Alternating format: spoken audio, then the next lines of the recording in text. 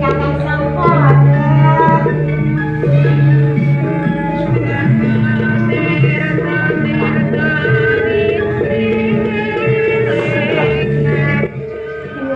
Nek kademan kene kaya babagan gawean wis tumata kabeh. Nanging aku ditampa nyambut gawe ana ing kademan. Ning aku iki bingung. bingung piye to? Arep nyambut gawe apa? Ketoke kabeh wis tumata kabeh. Yo ngancani aku wae, Kang. Wis gawean kok engko tetep dibayar wis lepas. Jane iki aku ora kepengin. Piye Aku to, ki Kang? nang kademangan kene iki ya sipate wong gawe, kamangka aku wong saka desa. Ayo ora apa-apa to. Wong ning ngancani aku kan nak yo penak to nek ngancani aku. Sampeyan ki putrane Ki Demang. Yo ora apa-apa to. Dan ganteng tenan yo sampeyan. Aku ki banjur aku Wedi apa to?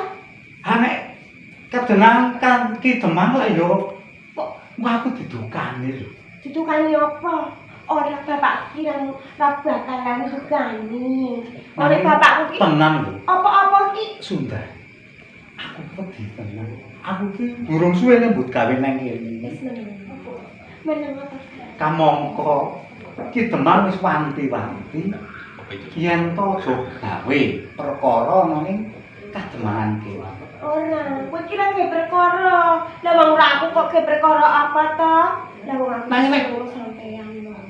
Ki Demang ki nyumuruti awake dhewe ngene iki lak ya Ora apa-apa. aku sing kena dedukan. Ora, aku kok sik ngomong karo bapakku. Ora bakalan bapakku ki ntukane aku sampeyan. Ah, jan iki Indo samudra pasangkan tanpa wangenan tresnaku mring sliramu sayang cahyane bulan kang sumunar apyoreng tawang yakti sliramu kang dadi lamunan. sudah. Ayo Kang Mas. Ayo Kang Mas. Ayo. Ayo.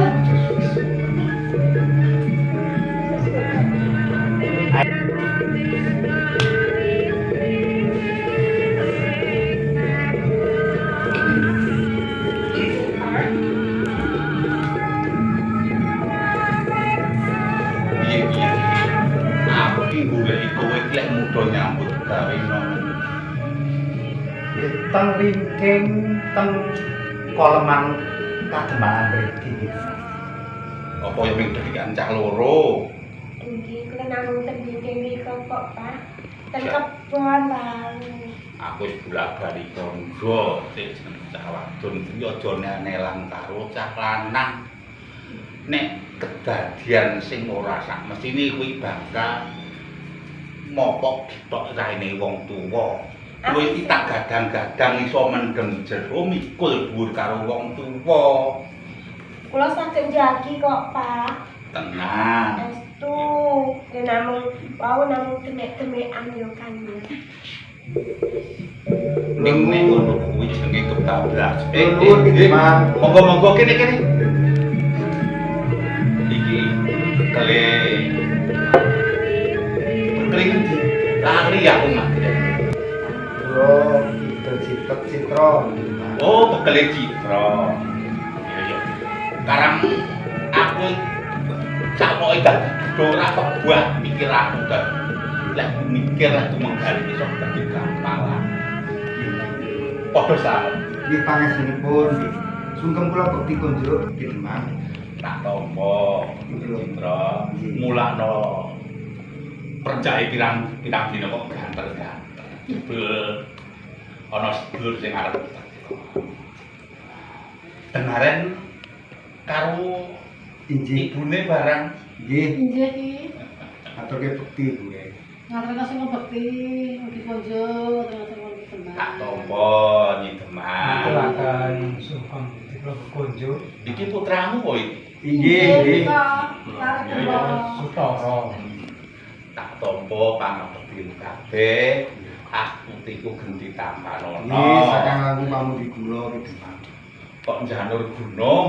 Kajari saking menika kula kedarang-darang bilih sowan wonten ngarsanipun Ki Demang waleh-waleh punapa awarat-awaratipun kula menika kalih Nyi Demang gadah anak lanang.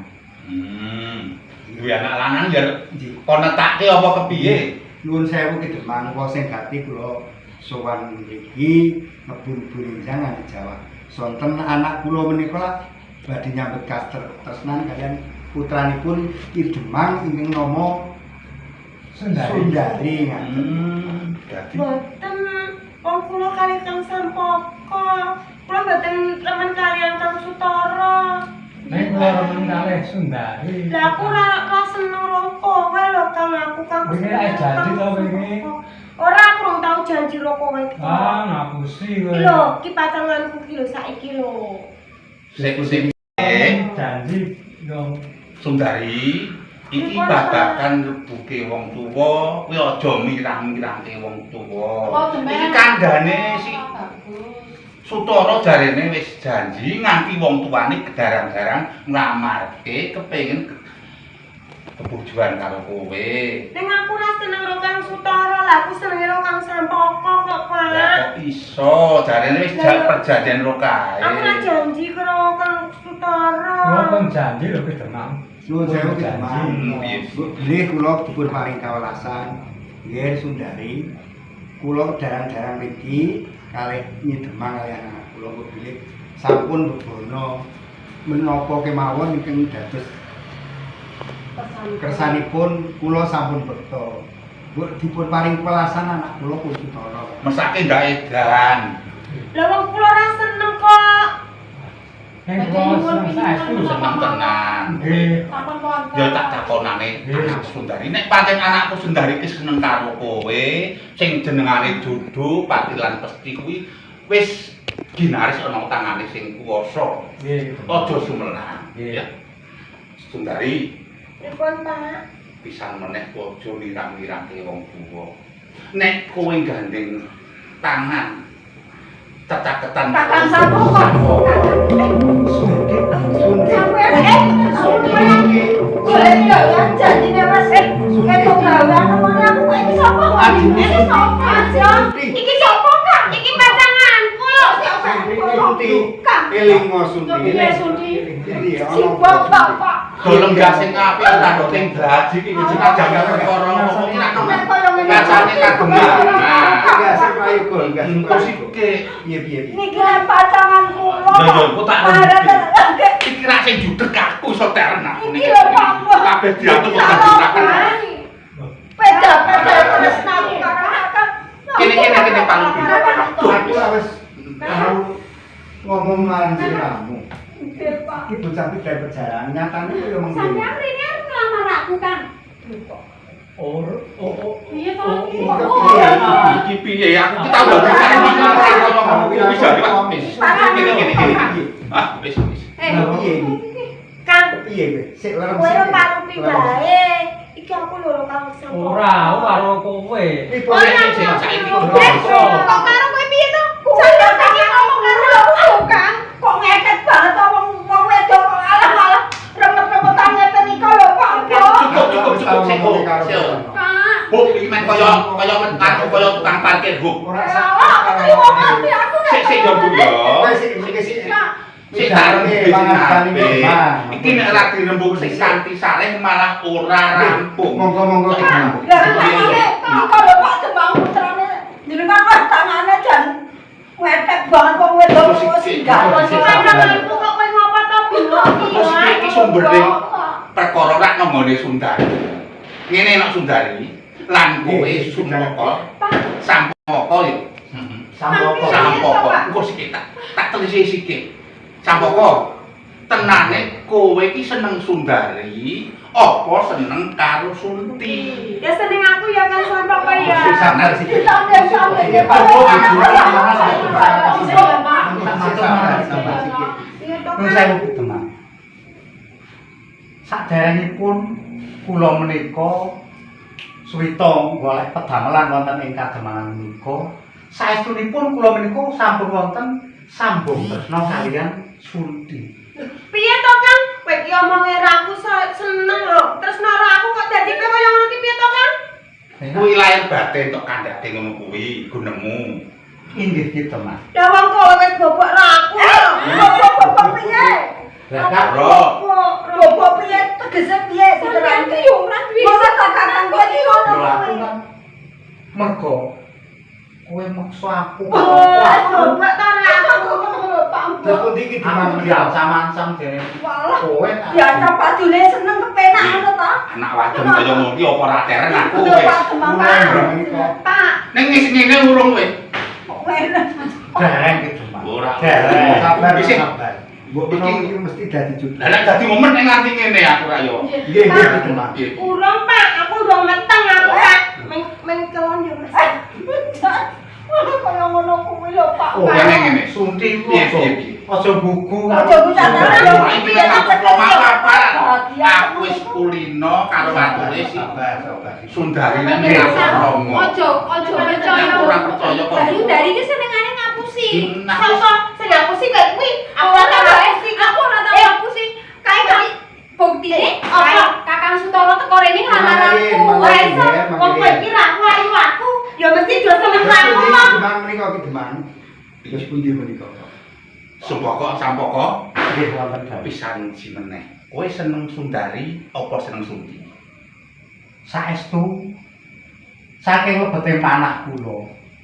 Saestu kula niku remenipun kalian Sunti. Ngene ya to kan wis kita. Yo wis diterima nyanyi. Ning kebon ngono. Sundari ngono bapak to. Kowe Rama ngendikane Rama. nggih, nggih, nggih. Jodoh ora bakal mlayu wong ndi wis pasti jodohe pasti bakal ketemu. Nggih. Sundari wis puluh-puluh dadi bejamu. Sik sampoko kuwi seneng karo Sunti ya ben jejodohan karo Sunti. Terus aku kula wis sinten Pak? Ya engko sik takone tak goleke bojo kowe sabar wong kok ning ngetek. Karo sapi kono. Lho sapi piye kono kok kebok? Ngene, Palupi kirene anak wadon ki loro. Nggih. Mongko sing nglamar wong siji karono lek sampoko wis jejodohan karo Sunti. Ora ngono. Iki si Sutara. Kakang Sutoro niku aja nglamar kula lho Pak. Kowe anak wadon loro ki milih sapa? Apa loro kabeh topek ya oleh? Kula lahir batin seneng kalih Sunti. Sunti ki ndak Sunti. Adine apa Sundari? Dina apa Pak? Kalih Sundari. Sundari kok Sunti. Sundari apa Pak Rupi? Hari itu Mbak Ibu Roy. Oh, kok Sunti ora dipek Satu wae. Melu umum. Kami tenggengen niku lek nyawang Sundari ngoten lho Pak. Kowe milih Sundari. Terus kula pripun, Pak? Lho wis mongko ki lek upahmu wong. Sike Sundari. Pripun Pak? Rene sampoko kuwi wis Nggih. pasti jodone karo si Sunti. Kowe kepiye nek jejodohan bebojoan omah-omah karo si Sutara? Nipun. Kula kepaksane nggih purun kalih Dino, kowe Sutara. wis gelem karo kakak. Wis Kampung gelem. kebrayan kok kepaksa kula Pak nek yo Mbak Sundari nek lucu. Terus kula pripun, Yo Pak? kepiye meneh wae karo sing jenenge jodoh lan wahyu kuwi wis dadi gading kuwasa ya iki mau sing jenengane Palupi Kapusan Janji.